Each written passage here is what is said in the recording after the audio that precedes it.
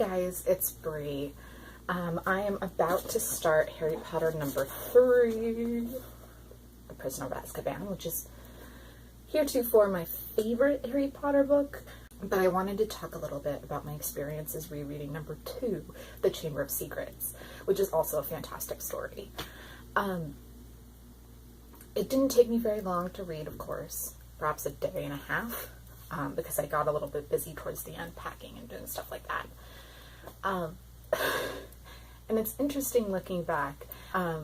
This is the first book where you really actually start to get the sense of the racism tension in the Wizarding world, and I liked seeing that starting to come in, especially because it starts to come in on the Quidditch field, right? It's Draco Malfoy kind of being a little shit, excuse my language, and introducing it in such an almost innocent way, right? Like it's definitely a little kid who's using words that his dad uses.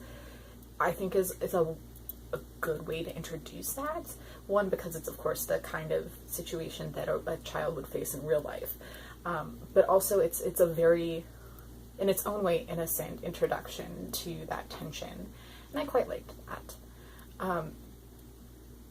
There are a lot of things that I really like. One, Hermione starts to actually get the credit for, like, she saves the day. It's also, I think, our first real introduction to, like, the wider world. So we start to see things like the Mandrake, right, which is a really cool creature that we learn about. We start to kind of figure out things like how the Wizarding world works a little bit more as an economy.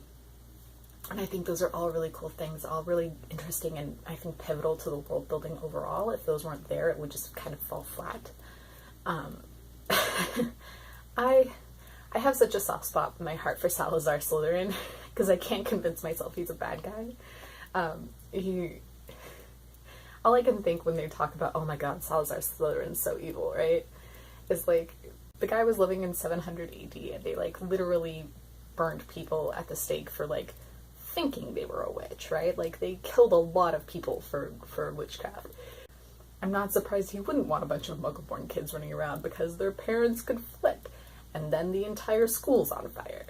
And, I mean, obviously, like, there's a little bit more of a high-minded kind of nobility, very much left over from the feudal society attitude towards it, but, I mean, it does make you wonder, like, why are we giving him such a bad rap for what's obviously a security concern and probably a pretty legitimate one? I don't know. It was a fun reread. I really, really liked all of the scenes. The scene in the chamber, I thought it was really well handled. I really liked seeing Aragog, although I feel like as a kid I thought that the scene with Aragog lasted a lot longer. I probably was just, like, really emotionally invested, but as an adult, it was like, oh, that was 10 pages and now they're fine.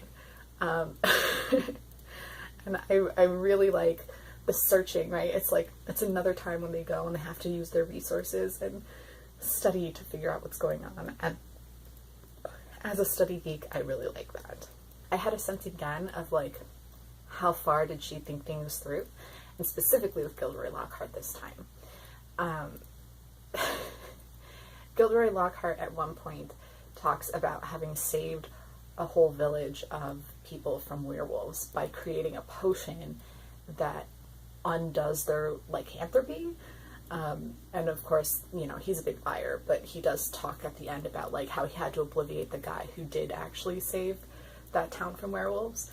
And it's interesting because it makes me wonder if there's actually a potion that would kind of take away werewolfism, so to speak, and how that would have played.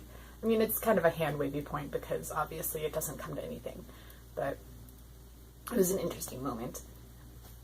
I know this video is going up a little late. I'm going to Disneyland this afternoon with my cousin. As a bit of an apology, here's a clip of my snake, Basil the Basilisk.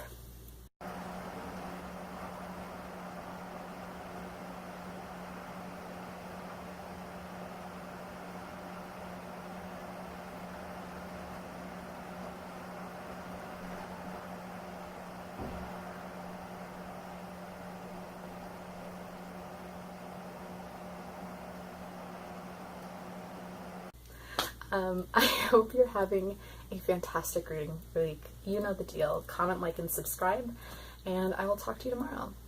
Bye.